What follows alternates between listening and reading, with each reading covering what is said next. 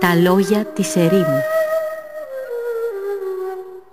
Η κοινωνία της ερήμου στην ερημιά των πόλεων.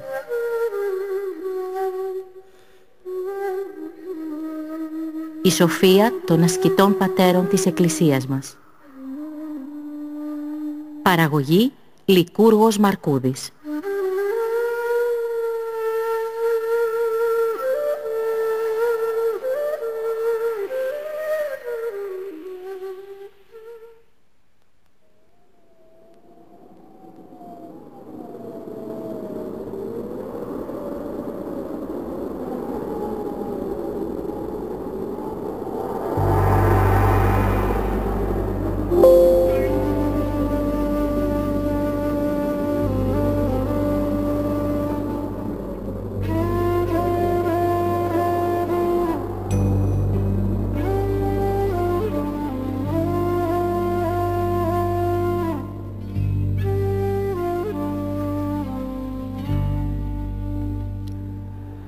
Στις αφηγήσεις του Παλαδίου βρίσκουμε αξιοπρόσεκτα γεγονότα και ωφέλιμα παραδείγματα επανορθώσεως του αμαρτωλού παρελθόντος.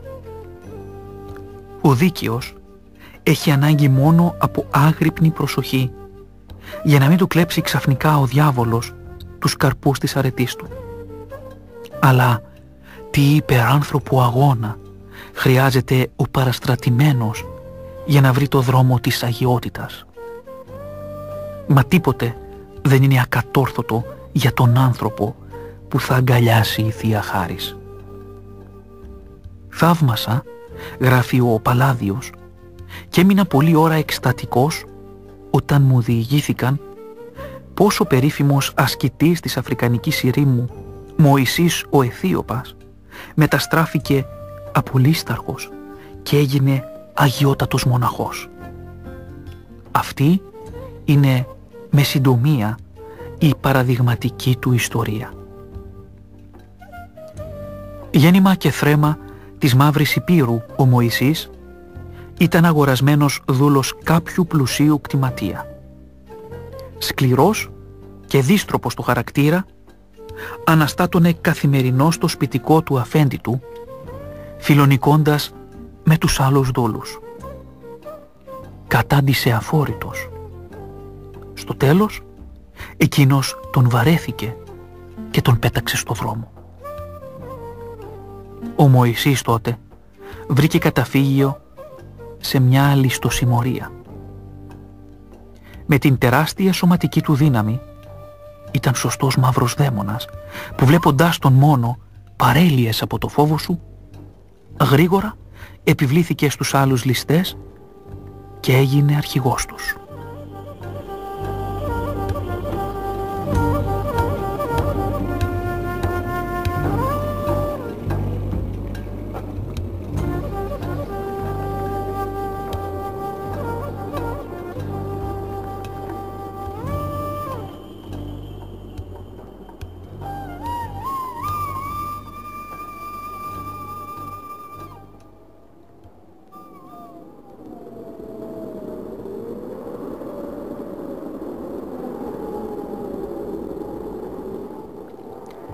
Χαρακτηριστικό της ομότητάς του είναι και το ακόλουθο.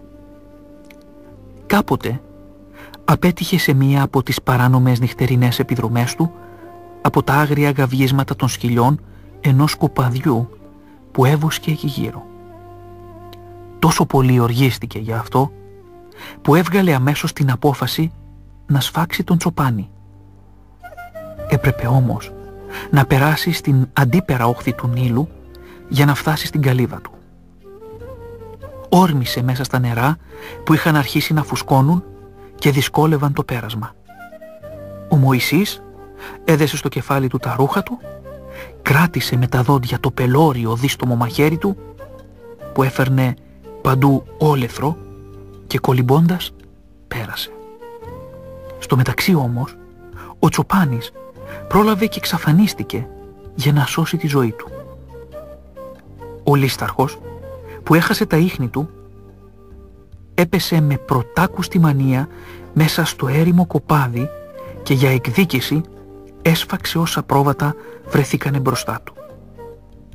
Σαν χόρτασε το μάτι του από αίμα, έδεσε μεταξύ τους από τις ουρές 4 από τα καλύτερα κρυάρια, τα φορτώθηκε στον ώμο και κολυμπώντας πάλι πέρασε τον Νείλο. Ύστερα έψισε τα κρυάρια, έφαγε τα καλύτερα κρέατα, ήπιε 25 λίτρα κρασί που είχε φυλαγμένο, περπάτησε 50 μίλια χωρίς διακοπή και έφτασε στο κρυσφύγετό του.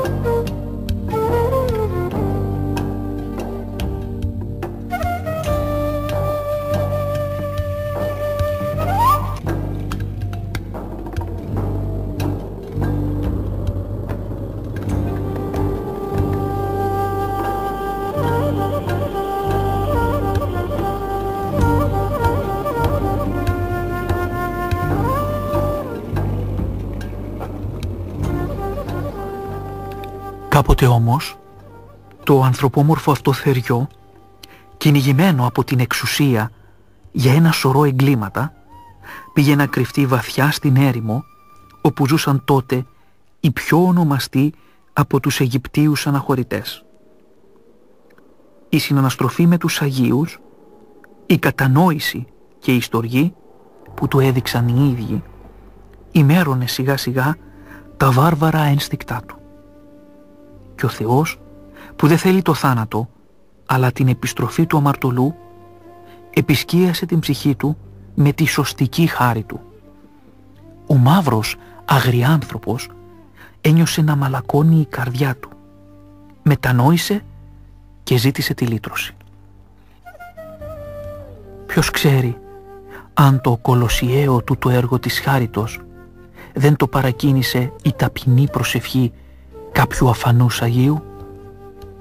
Η αλλαγή του ήταν ριζική. Πολύ πιο γρήγορα από ό,τι μπορούσε ακόμη να προβλέψει και ο πιο εφάνταστος νους, ο Μωυσής έφτασε στα μέτρα των μεγάλων πατέρων της ερήμου. Έγινε πρότυπο αρετής και αγιότητος.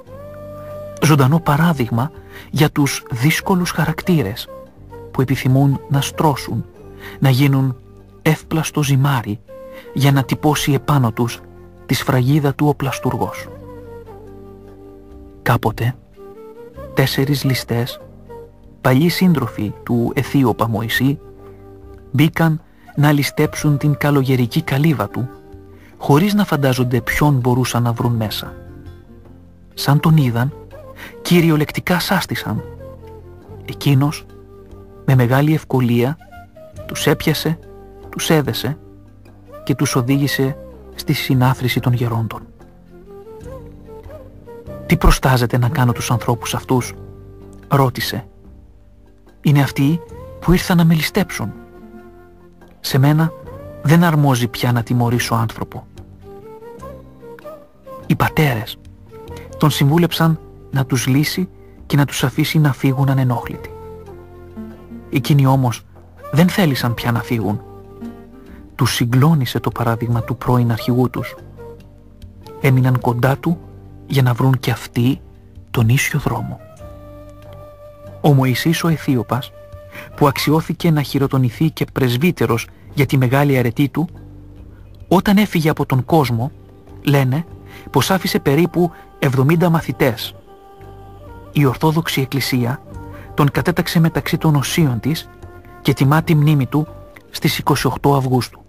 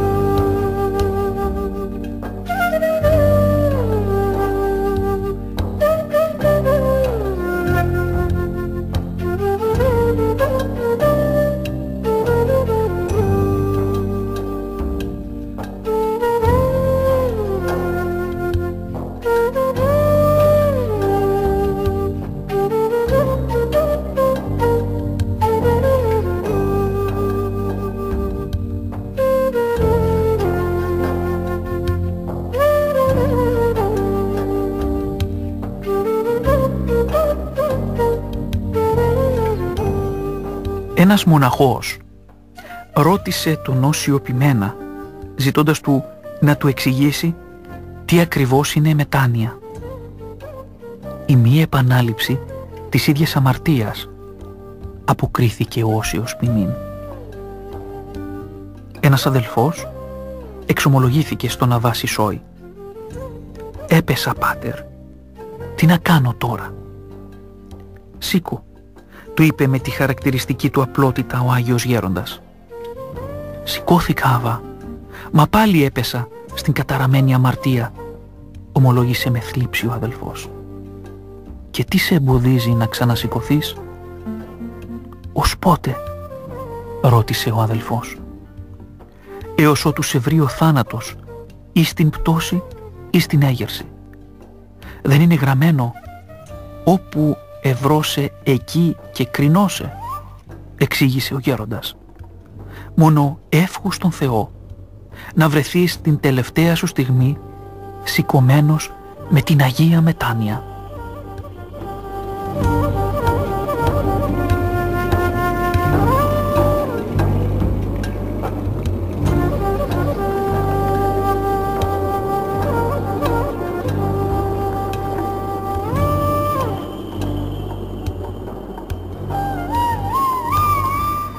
Ένας νέος μοναχός εξομολογήθηκε σε έναν από τους πατέρες με βαθύ ψυχικό πόνο πως οι λογισμοί του τον πολεμούσαν να γυρίσει πίσω στον κόσμο.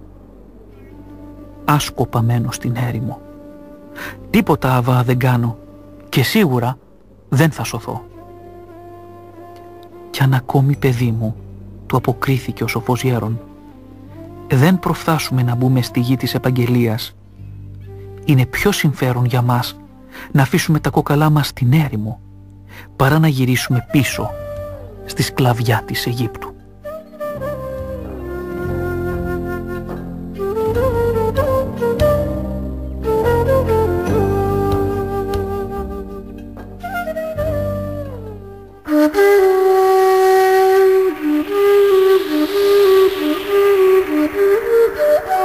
Τα λόγια της ερήμου.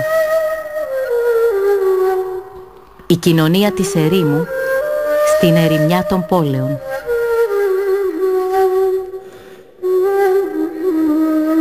Η σοφία των ασκητών πατέρων της Εκκλησίας μας. Παραγωγή Λικούργος Μαρκούδης. Ακούστηκαν αποσπάσματα από το Γεροντικό, σταλαγματιές από την Πατερική Σοφία, εκδόσεις Ριγοπούλου, Θεσσαλονίκη 1966.